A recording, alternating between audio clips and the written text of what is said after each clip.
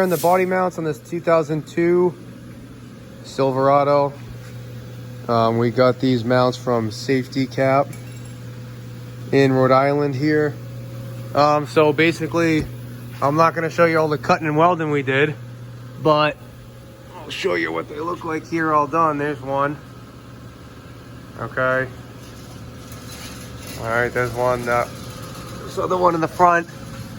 I was gonna record the cutting we did to get the old ones off and the welding, but that's pretty straightforward. That's kind of easy stuff. If you don't know how to do that, this video is not gonna help you anyway, so you do need to know how to do that.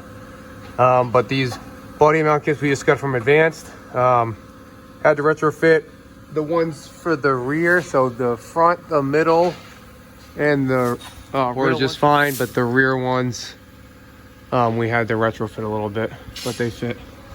And then we got this one on this side here. So the welder, our welder failed, so we had to use this one from Harbor Freight, which worked great.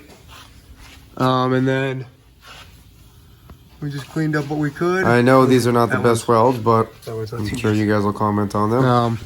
But we did what we could here, and it's really hard to get a good weld. Oh, that's a bugger weld too.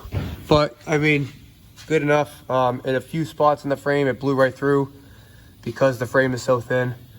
So we went quantity over quality with these welds. It was hard to get really anything.